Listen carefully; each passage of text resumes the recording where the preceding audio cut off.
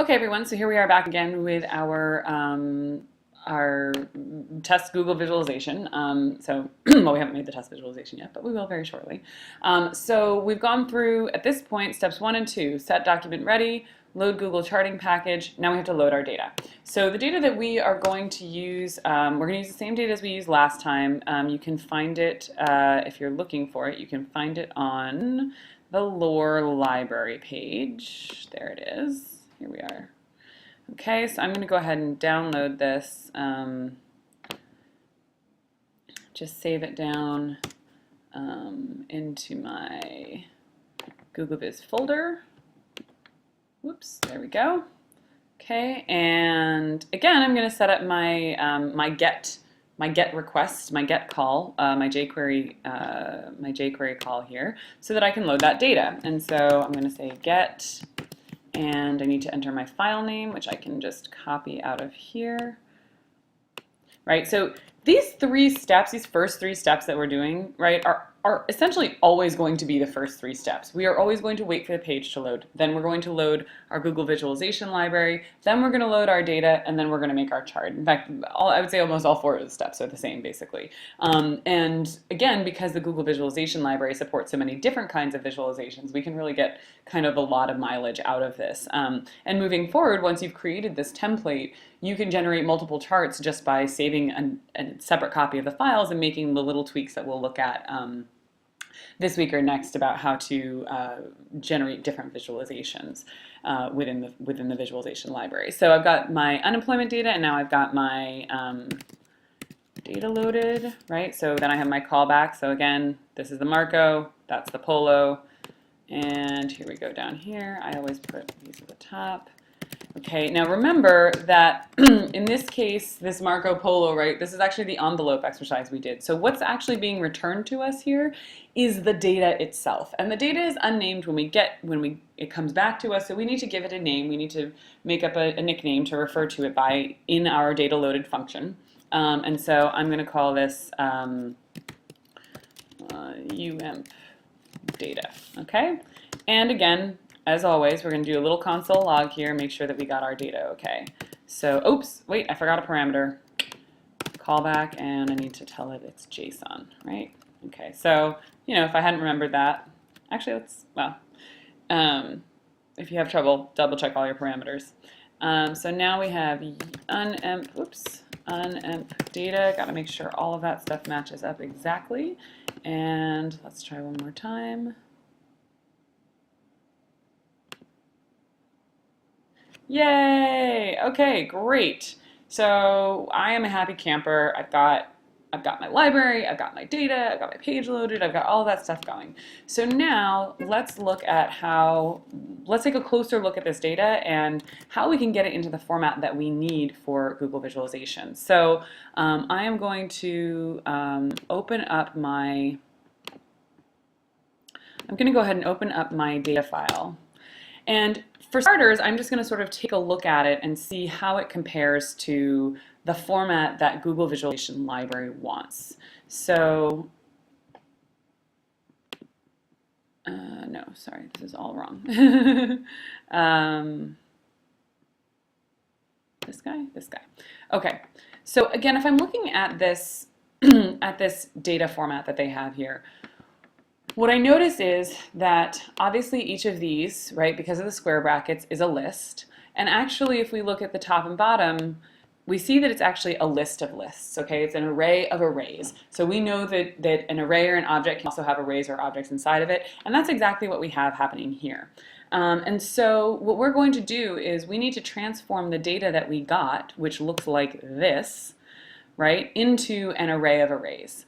And this is where we start to come back into our for loops, right? So what we're going to do is we're going to use our for loop to loop through our JSON array, build little data point arrays, individual data point arrays, probably from this date and value, these date and value figures, and then we're going to use that to create, then we're going to use that to drive the visualization. So first things first, let's map out what we need to do here. So to create my visualization, I need to convert my JSON data to an array of arrays using a for loop, right? So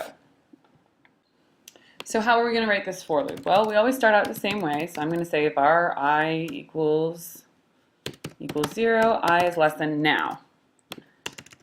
I just got started and already I have to pause, right? Because what is the data that I'm actually looking at? I have unemployment data. That's my entire JavaScript, my entire JSON object, right? But the thing that I really want is in observations. So what I'm going to do is make a local variable. I'm going to create a little pointer. I'm going to put a label, right? I'm going to put a label right on this bit by creating a variable, my obs, my observations, okay, is going to be unemployment, is going to be my data, but it's just going to be the observations section of that, right? So I want to just create a little pointer right to here, to this observations array, because that's going to be what I really need to loop through. And so I'm just going to say observations. And I can console log this out. I might do that instead of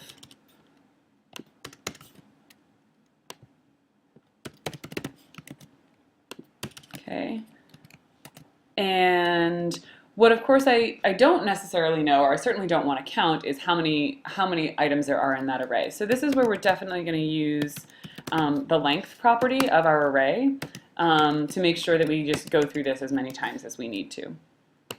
Now, again, recalling that what we need to end up with here is a list of lists, right? So I'm going to go ahead and create the container list, the big list that will hold all of the little lists. And I'm going to say my data list, and I can just make this an empty array, right? Again, I've got my square brackets there. So now, inside each of these, inside my for loop, first what I need to do is I say, okay, get the appropriate object. So of course, var my, now I don't want to reuse that. I was just about to say, I was going to say my obs, right? But I don't want to do that, right? In fact, maybe what I'll do is I'll mention that this one is an array, right? And so I can now say my obj, right? So I'm getting the object, right? The individual object in that observations array, depending on where I am in my for loop. And you guys should feel free to, I mean, well, you actually have to create your own variable names here. But just to be careful that I can't use the same variable name twice, because otherwise the computer will get confused, right? It's like you introduce two people with the same last name and you start referring to them just by their last name in an article. Very quickly everybody's going to go, I have no idea who you're talking about right now.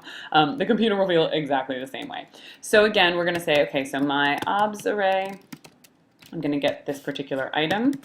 And now I want to create a little array that just has, I don't really need this real-time start, real-time end thing. That's not important to me. But I do need the date and the value. And so I'm going to go ahead and I'm just going to also double check here what order it makes sense for them to come in. It looks like dates need to come first and then values. So I'm going to go ahead and say, okay, var my data array is going to be, and now this is kind of an interesting thing because I can actually define this what we call inline, right? So I could make an empty array and then push elements onto it, but I can actually also just say my obj,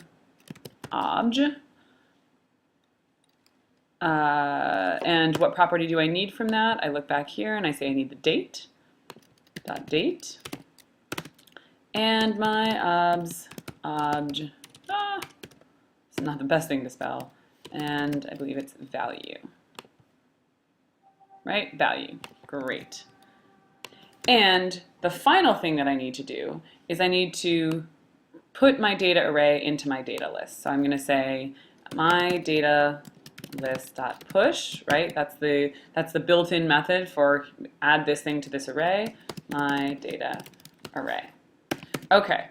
So again, if all has gone according to plan, by the end of this for loop, my data list should be populated with an array of arrays that is all of the observations all of the observations from this list, but only their date and value. So let's go ahead and try that. My data list, and I'm going to get rid of, I'm just going to hide this guy. So I'm just so I don't confuse myself. I don't want to be outputting tons and tons of stuff. It starts to get confusing for me. So here we go. All right, looking pretty good. Now there is one thing that could be a problem. Oh wow, 109 more. That is a lot of data. I should perhaps revise that. Well, 1980, not so bad. So there's one thing that I want to point out here, which is that these data points right now have quotation marks around them, right? So what do we know about quotation marks? Quotation mark means string and not number. And I'm not actually sure whether that's going to be a problem, so we're going to forge ahead and then see how we do. But just that we want to pay attention to what the data types are, what the computer understands the data types are of our information. For the most part, unless it's a number, it's okay for it to be a string, but we do want to double check that later on. All right, so what is going to be the next step? Well, this is where we get back into where we have to kind of look things up in our library again, because the way that, if we look at our example, the way that Google passes, wants to sort of get this information, passes this data into the chart, is via this array to data table function. So what I can do is actually, I'm going to take this function, and I'm going to just sub in, I'm going to use this function, this array to data table function, but I'm going to pass it the new array, the set of arrays that I just created, and use that to generate the data table that I can then pass to my visualization function. And we see that there's this draw function down here, which we'll look at in a minute. So I'm going to say var my data table, and again I'm going to come back here and grab this out of here. So I see it says Google Visualization Array to Data Table is the name of the function. And then inside, again, I know it's a function because of the round parens, and then I'm going to put my data list in there. Okay. And what's the next step, do we think? Well, we can see that when they create a chart, they use this chart, new Google visualization line chart, document, okay, so I'm going to create a chart variable. I can actually just take that. Okay, Google chart document, get element by ID. Oops, we forgot something. So I've gone ahead and I've written all of these scripts, right? But I haven't actually given it a place to go on the page, right? I still have this empty page here. So I'm going to create a div called, with an ID of my chart div, just an empty div on my page. And then I'm going to come back here, and I need to make sure that, now you guys may or may not have noticed this from the videos before class last week, but this document.getElementById, okay, is the equivalent of the jQuery is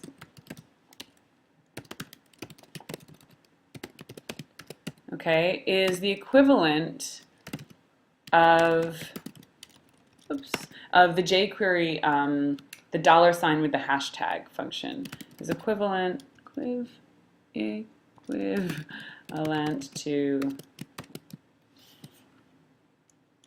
this using the $sign with the div name. That's being annoying. Okay, so just to point out that these things are equivalent, as it happens, we have to use the raw JavaScript version here. The Google Visualization Library and jQuery play reasonably nicely together, but in this case, they're not having it. So that's why it's really good for us to kind of know how to fall back on these raw JavaScript commands, because sometimes you run into an issue where, you know, the thing that you expect to work doesn't work.